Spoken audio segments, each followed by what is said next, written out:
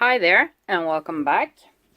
Today I thought I'd start off something different, a little bit of a different project. This is a momin troll house tower that I got out of at my local thrift store. I paid about $11 for it or something, and I have already started with it. As you can see, it's black. This used to be blue, red and white with some brown flooring, and I've glued some things in, like these floor pieces were removable and I've glued them in. I made sure to glue everything so it's stuck. There was this window part that was missing, so I made a new one out of just wood sticks.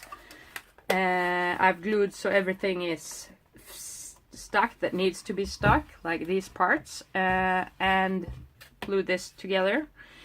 And then I've just spray painted it with a flat black coat. And this is a tower that you can easily just let's see, stick together like so. So it's openable and closable. I'm gonna use this for RPG games. The size is not 100%, but it's close enough for me anyways. So you can use it so everything more or less hinges together, which is kind of nice. But today I thought I'd just do a little bit of modification to it before I start painting it and whatever I want to do with it. And for that, this is like the chimney part, and I was thinking I wanted to do something else with it as well, not just leave it as it is. And I have here some filigree pieces. Since I do a lot of crafts, I have a lot of stuff that I thought I might use with this, and I don't know which one I really like.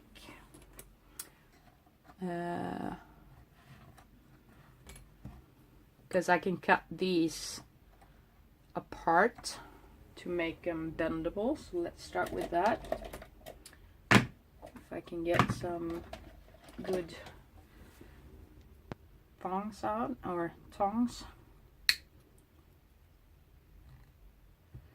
So I'm just snipping them between the like leaf parts, so to speak.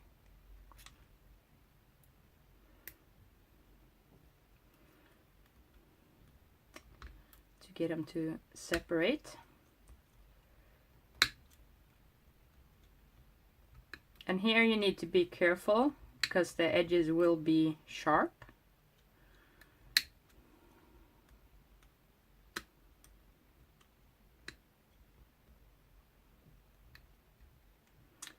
So it's a little bit time consuming, but not too bad.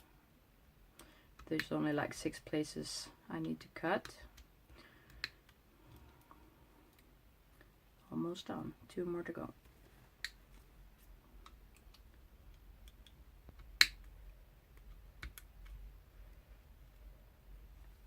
Last one. And then we'll see if this looks good.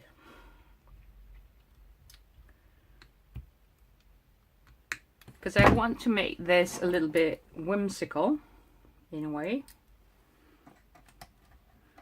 and fantastical. So let's see, something like that from the side and from up top. I actually like this, so I think I'm going to use that one. And let's see this one. I want to do something to this top. Maybe do it the other way.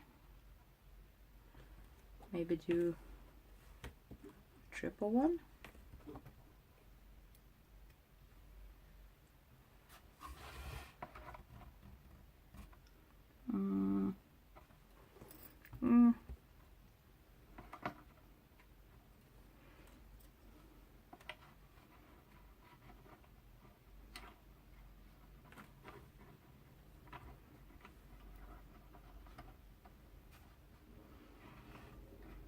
You can see this, me just trying to figure out what I like.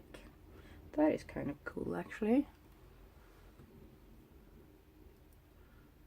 Maybe even, see, I need to bend these up a bit.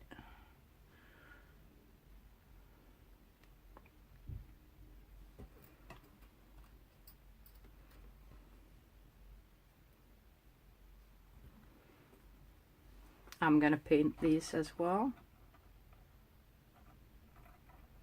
That was kind of cool. That's nice. So I'm gonna need to just flatten this top part out a bit and get some sandpaper.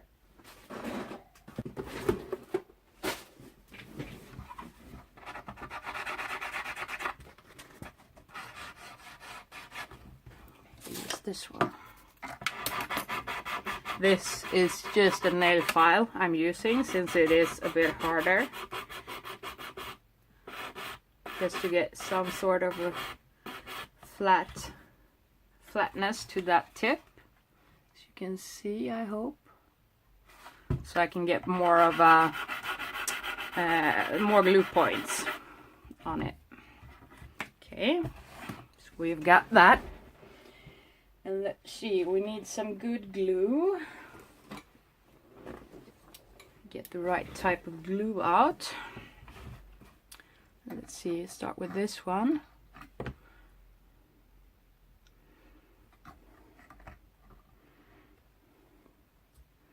So like that. So I'm just gonna apply a pretty generous amount on the insides of these.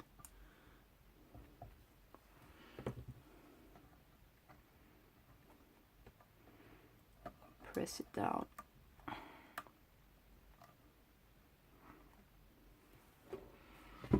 So like that.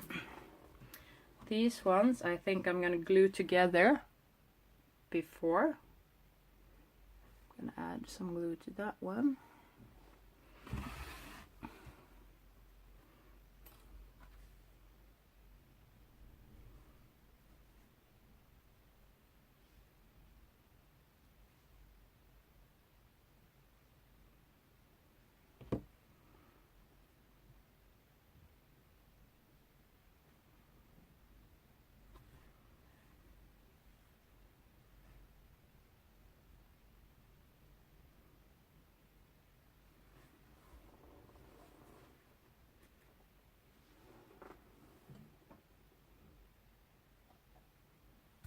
And like so. I'm not gonna tip this at the moment. You'll get to see it from the side in the next clip, because right now I'm just gonna let these pieces dry. I'm just making sure I have as many contact points with the glue as possible on this piece. Let's see, I have a pretty boring door here. The other one has a bit of a window.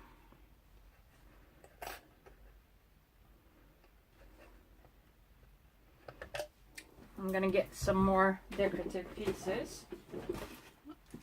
Okay, so I'm back. I've got some more decorative pieces of filigree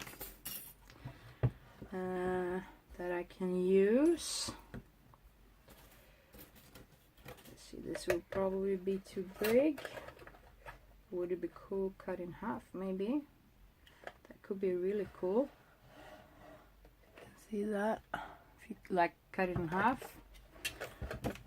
Here we got one that is the perfect size, that it looks really nice too. Maybe that, and a smaller piece, a piece that looks like this on this side. That is pretty cool too.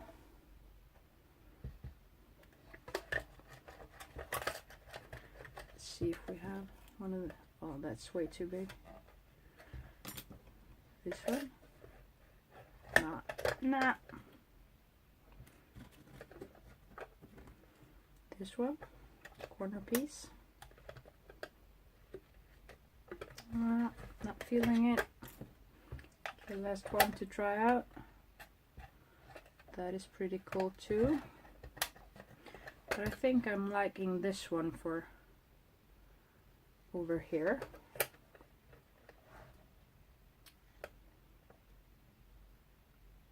So like that. That looks pretty cool. And will probably look really cool when it's like all painted and stuff too. So I'm just putting a generous coat of glue on the back side again.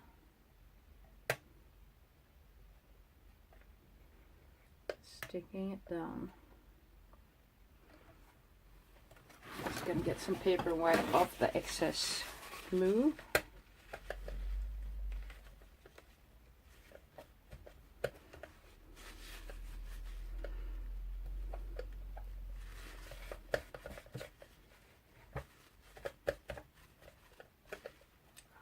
Stick to my fingers, and I think I'm gonna get some clamps, or a clamp at least. Just go like this. 2 clamps to get it to stick down while it's drying.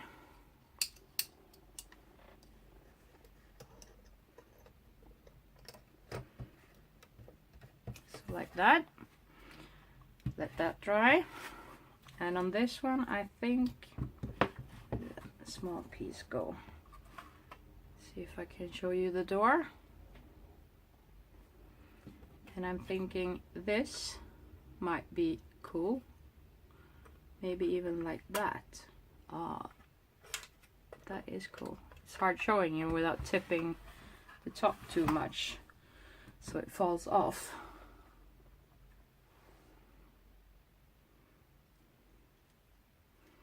Once again, just sticking some glue on it.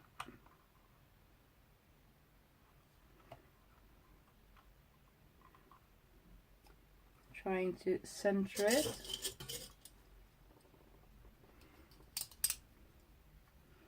And I'm gonna add a clamp to it if I can.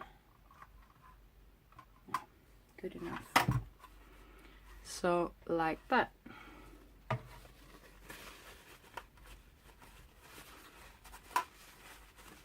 Okay, and I don't think I'm actually gonna glue any more metals to this. I don't think, maybe.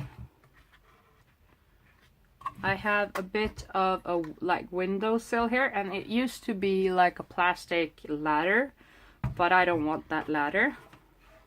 So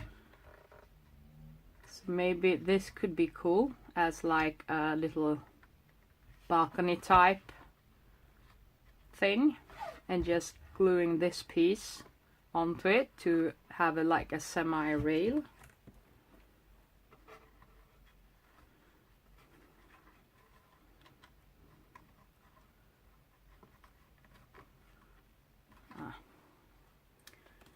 I think I'm gonna do that. This one is, I think, too big. See if I bend it, some pliers.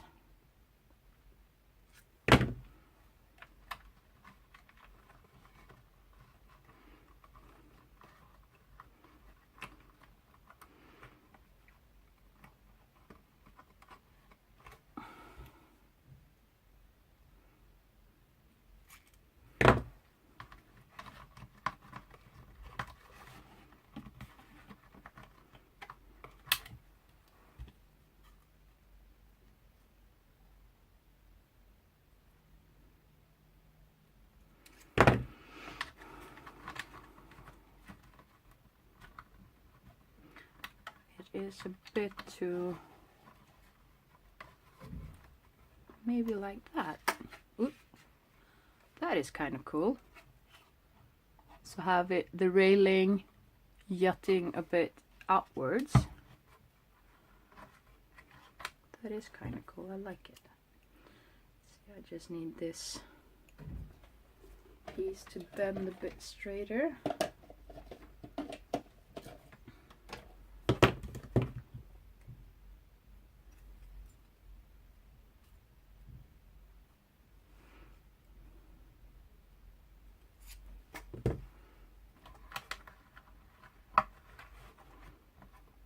Like that.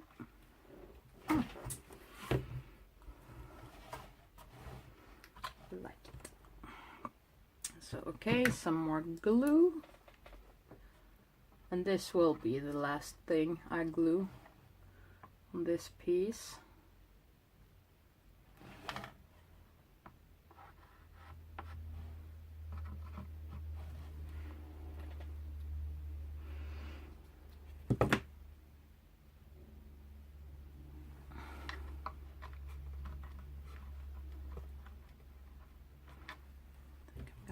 Bend this slightly just to get some more gluing points.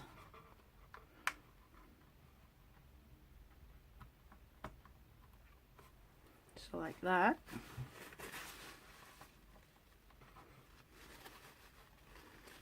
Wipe off excess glue.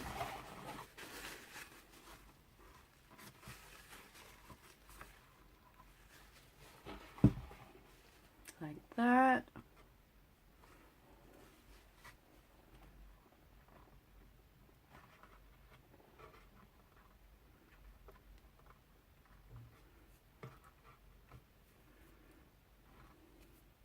Just fiddling with it a bit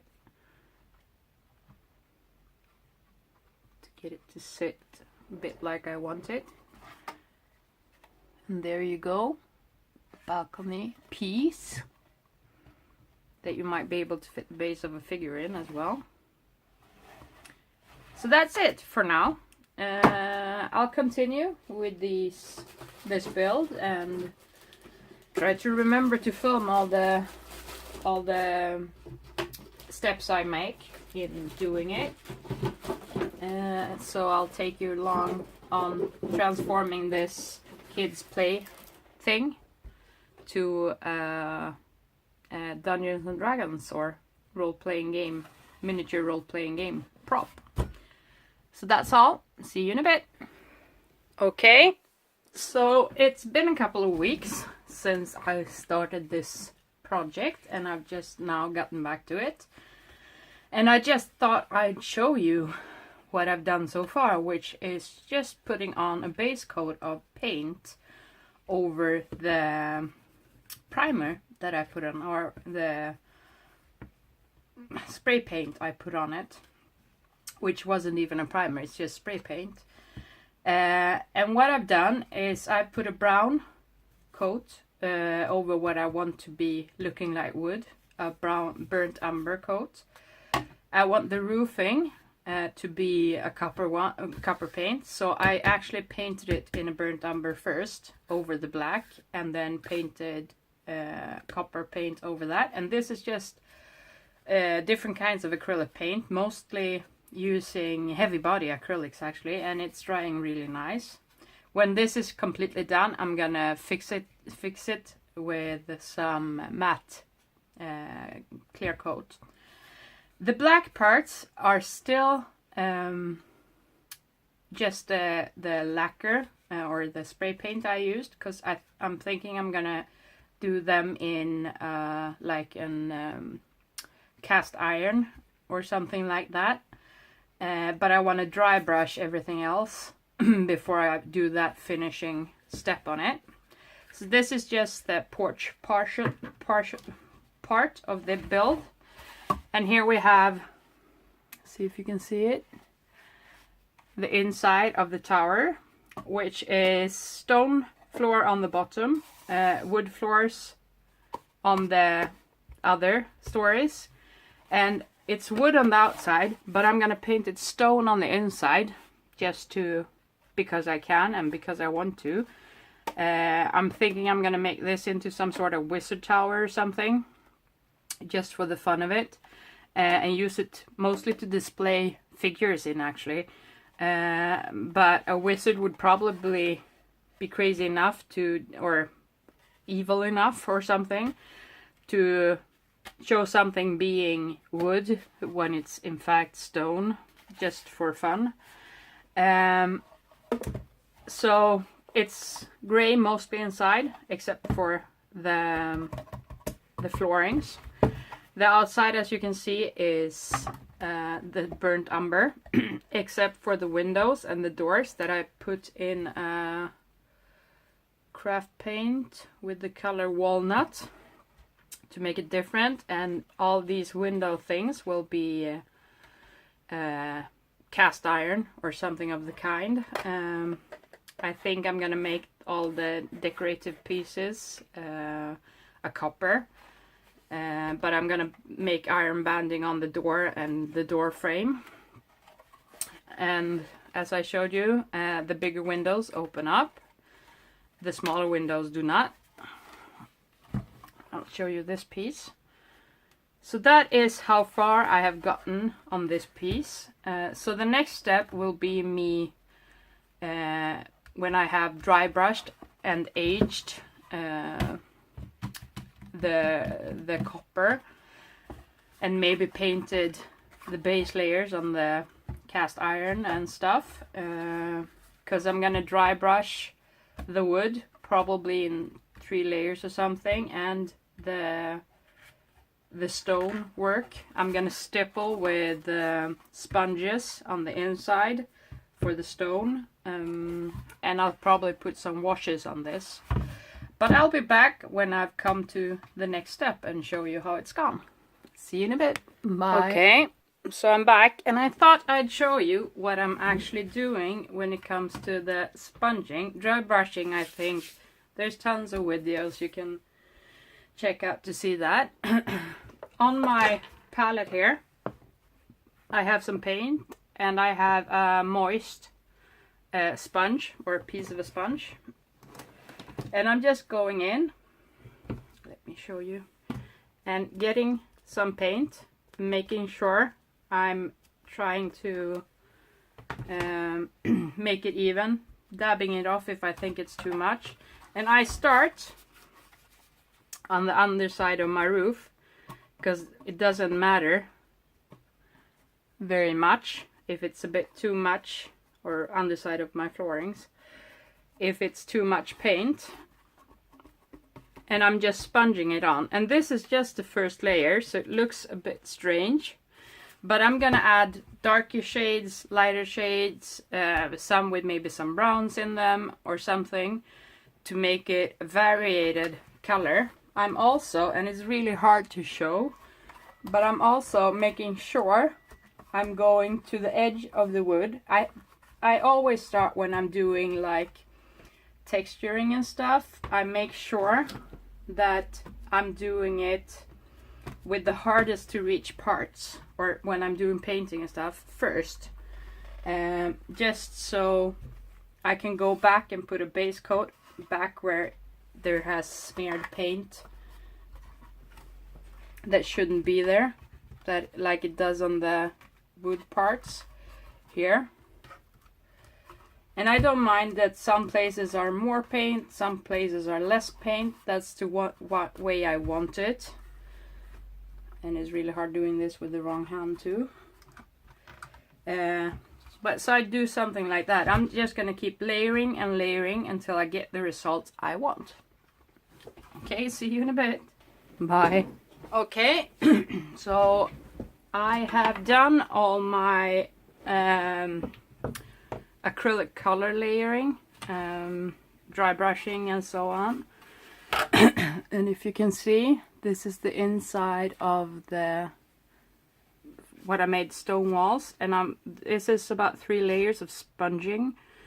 So I went from the base layer to a lighter color, then to an even lighter color, and then back to the base layer, but I added in some burnt umber in that color just to get some variations. The wood parts are dry brushed. All of them. These are dry burnt umber and just dry brushed with a lighter made out with white. And as you can see here, I've used different iteration of that shade to just fix up where paint got in the way, which won't matter because I don't mind the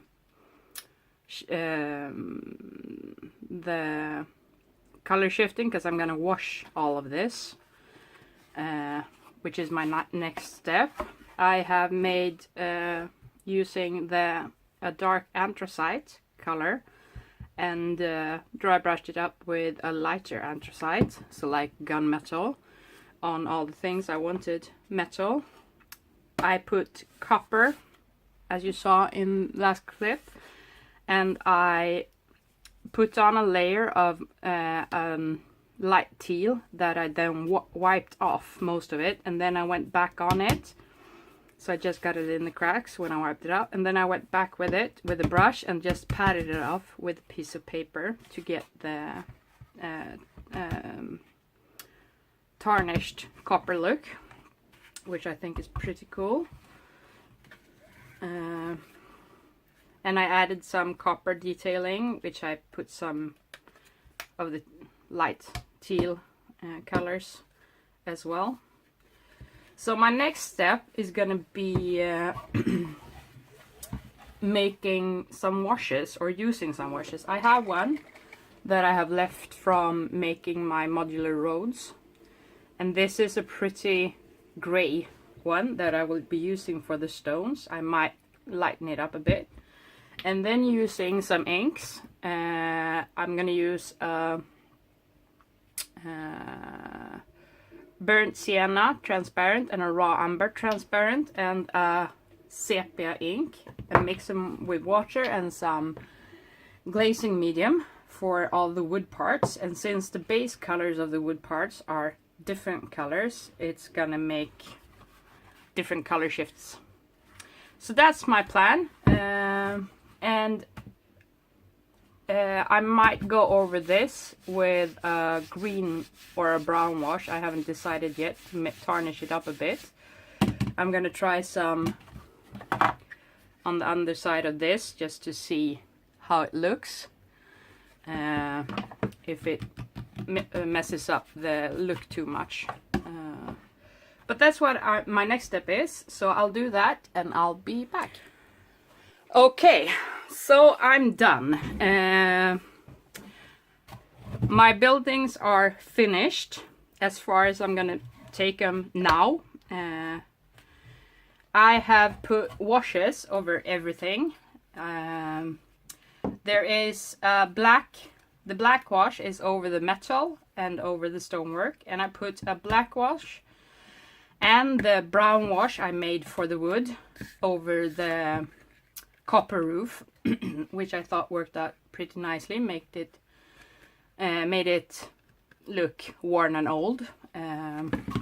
So I'll just show you how it looks.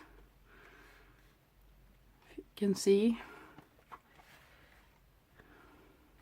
And I like the spotting of all the wash, making it look worn, uneven, a little bit moist. And I might come back to this because for now I'm going to use it as a display case to just display minis in. I might come back and add interiors for it, like around the walls and stuff.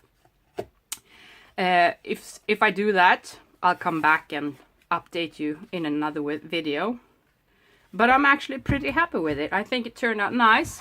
And yes, it's a bit time consuming. I think I've in total spent about working hours and not thinking about dry times. Dry times are pretty quick, at least here. But it's probably been maybe 10 hours work for getting it to this place, from being a light blue and white little house with paper stuck into the inside and stuff like that, and yeah, fixing it up and gluing stuff to it and stuff like that.